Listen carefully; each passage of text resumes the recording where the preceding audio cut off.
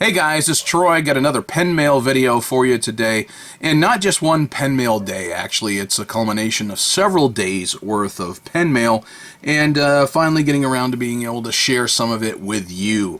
One of which I gave you a little bit on my last video, but this was a PenBBS pen. It's their lowest end pen, I think, that I saw, and it is their 494 model. It is a piston filler. And I actually had problems with it when I first got it. I think I found out what that problem was. It was that this band right here was not fully seated or screwed down to the back of the pen. And it, as it turned out, you hear that click? Well, it wasn't clicking. What ended up happening was I started to get some ink in the inside the cap, and it would leak. So you can see that I had it inked up at one time because it still got some ink residue in there. It literally burped and leaked all over my page. I wasn't real happy with that. So I tore it apart, put it back together, and greased up that piston right there with some silicone grease, and put it back together properly, and now you can hear that it snaps into place. So hopefully I won't have any more issues with that. I'll do a video on it eventually, so hopefully you know, we'll have this one up and running. It's got the fine nib. I didn't expect a whole lot out of it, and this actually came from Kyrgyzstan. So I don't know where they're manufactured, but a package from Kyrgyzstan is where this particular one showed up from. Alrighty? So the next pen mail that I got was one that I mentioned that I had a problem with, and I had to prompt the seller. And also on my Q&A video, when someone said one of my worst accidents that I had was with this one right here. And actually I don't know if this is the one or if this is the one. I can tell you here momentarily real quick. Now this is the second. This is the replacement. So Waterman Vanguard out of the 1970s or so, and it's an Italian-made pen. So it wasn't manufactured by Waterman, but rather for Waterman. And the idea, and maybe it was from the 60s. I'd have to go look it up again. But it is what they called their Vanguard. It's a plastic pen, and it was meant to essentially help compete with their Parker 51s. If you notice that it's got the hooded nib to it kind of thing, that style should look very familiar to most people. And when you fill it, it actually is a cartridge filler, and it takes the Waterman CF cartridge. So it takes the exact same cartridge you normally would have from the 1950s from Waterman. So this is a slip top cap. I couldn't remember whether it was or not, but yeah, it's a slip top cap. Now this particular one, I couldn't get it to write no matter what I did with it. I mean, I played with it, and I played with it, and I couldn't even get water trying to flush it. Could not get any water through the section. Nothing. Not a drop would come out. So obviously there was a problem. So I tried to take it apart. And, you know, I worked with it, and I managed to strip it down some. But while playing with it, I actually broke the nib. There's only one tine right now on that nib, and I was so frustrated with it. Not happy at all that I had broken it. Gotten this fairly at a decent price on eBay, and not happy. So I went ahead and I did some research, and I found another one. So went ahead and ordered it, and it was in good shape. But the seller, good grief. You know, 3 weeks afterwards, I never even got a shipment notification, never got a single bit of information from him, and I had to prompt him. Hey, you plan on shipping that pen that I ordered and paid for? And eventually he responded, yeah, oh gee whiz, it slipped through the cracks, I'm sorry, and sent it out to me. So, I got this one. And this one here, slip cap, and, okay, the nib was good. So I got it, and I played with it. Pull it apart. You can tell that I got a cartridge, got some ink in there. I had already flushed it out before I even put a cartridge because I wanted to make sure it would flow water. Sure enough, flowing water just fine, but apparently it was coming through the feed in the section just fine. So I went to go write with it. Nothing. Not a thing. No ink coming through this nib. Ah, you know, trying to tear it down previously is how I broke it. So running it through my ultrasonic cleaner and trying to flush it some more, and still nothing through that nib. Very, very frustrating to me. So I've got a pen that I can't use that looked like it was going to write just fine. It was in pretty good shape. Would have been a halfway decent value had it worked. But unfortunately, you know, what can you do except set it aside and move on. All right. The next thing I got in pen mail that I want to share with you is something I had picked up fairly inexpensively. This was a low-end Waterman pen and pencil set, and it says Winterset with ink cartridges. Now, I don't know what Winterset is, and I haven't done a lot of research on it, but I can tell you it is much like the Waterman CC. I can tell you, too, that it takes a Waterman CF cartridge. And it's definitely not a high-end pen from Waterman, but it is from around the 1950s, and it's very much looks just like a Waterman CC. You've got that rounded tip, tapered rounded tip at the end. You've got the same slant here, and you've got the little red button looking thing there.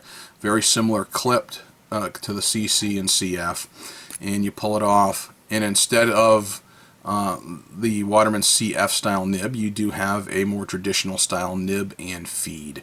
And you open it up, and lo and behold, there is a Waterman cartridge. And the cartridge looks like it has been pierced, so perhaps this pen has been inked. I haven't done anything with it yet, so I'm going to flush that cartridge out. I have not written with it, but you know what I've really been thinking about doing? I've been thinking about making this a giveaway. You know, I've been giving away stuff. Matter of fact, still waiting. You still have a chance to enter my giveaway that I've got going on right now. So in a couple of days, I will call an end to that giveaway. Just look at my videos for the most recent one. But also a mechanical pencil goes along with this one here, and it operates just fine. No problems with it whatsoever. So a matching circuit, I'd call it 1950s in its original box. Waterman, I'm going to call it a CC only because it looks to be more of a student style pen and pencil set from Waterman. Definitely not high-end, but meant to be more pragmatic and affordable. So there's nothing else on here that gives any kind of documentation, but this is how it came to me. So, okay, cool. I mean, I didn't expect a tremendous amount out of it. And like I said, I got this with the idea that I may want to give it away. I don't know if I want to play with it because I've got a bunch of these. You know, I've got Waterman CCs and CFs. And I didn't really pick it up. Number one, I picked it up because the price was right for me. I managed to be a low bidder on it, and I managed to snag it at a decent price. But also I figured, you know, and for that price, I don't mind giving it away. So we'll see. That may be my next giveaway. Just keep watching my channel and see. All right, the next one I want to share with you is the Waterman Expert. Here is Waterman Expert 1. It's interesting because it is again for the modern Watermans from like the 1990s. This is their lower end pen, and I think they started to produce these about 25 years ago, and around 1994, if I remember correctly, from the information that I've looked up. Now, our Waterman Expert 1 was made in plastic, and that's what this is. And it's, you know, this was beat up. I can't say beat up, but it's got a nice little scuff here. No big deal. And the nib looked a little rough when I first bought it. And actually when I looked at it online. But, you know, I figured if it works fine, I don't have a problem with it. The nib is a little different. If you notice, it's kind of angular and almost, you know, it's kind of angled up, a little flat, and then angled down. A little different than some of the traditional style nibs. But, you know, it's got a nice plastic resin section here that's flared out a little bit at the end. And then you've got a nice girthier barrel that tapers down. And this is a cartridge converter pen. Now, for the price that I got it, it came with a Waterman converter. And I said, all right, you know, good grief, for the price I got the pen, sometimes you can actually get pay that much for the converter alone. So I figured I'd go ahead and get it. And because it was black and gold, I mean, to some people that's humdrum and boring, but to me I like it. Snaps in place. When a cool thing is, it also, when you go to post it, snaps in place. So that's not going to fall off. That's one design I did like, because that there is a raised band right here that snaps inside that cap. That is a feature I liked about this particular pen. Now, I'm familiar with the Waterman Expert, and I did actually a little smoothing on this particular nib. I have a Waterman Expert 2. When they went to the Waterman Expert 2, they started to make them out of metal instead of plastic. So this is one that I had purchased, got more of the traditional style nib that's more curved. And this is actually one of the first pens I really tried to learn how to smooth a nib on. So it was several years ago I purchased this particular one, and it wrote just fine. I didn't have any problems with how it with it being able to actually write, but it wasn't as smooth as I wanted it, so I played with it, and I actually did a little smoothing on this one. But I may do an entire video just on the Waterman Expert in and of itself. So the Waterman Expert, and this is their #1 model. So this is not that they called it Expert 1, because that would presuppose that they knew that there was going to be a 2, but the 2 came out later on. So this one has a fine nib to it and writes a little smoother than it did when I first got it, and I put in Waterman Intense Black.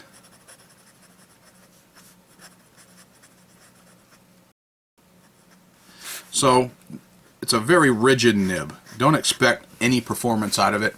It's like I said, it was one of their lower end entries into the quote luxury pen market. And for instance, the Waterman Expert 2 back in 2011, when they were still in production, was actually able to command like $150 to $170 price for some of the Expert like 2 and 3s. So I don't know what particularly the plastic ones were retailing for back in the day, but from what I understand, it was still on the lower end of what Waterman was looking to get for their brand new pens at the time.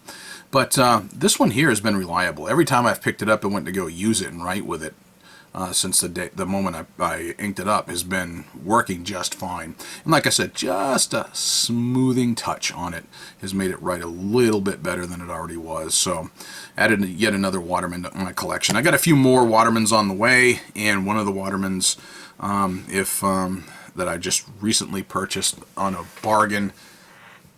Oh, I'm hoping to really, really love it. So that's my pen mail video for today, and I've got some project pens, and you know, hopefully I'll do a few more videos out of this thing. So thanks guys, appreciate you watching. Bye.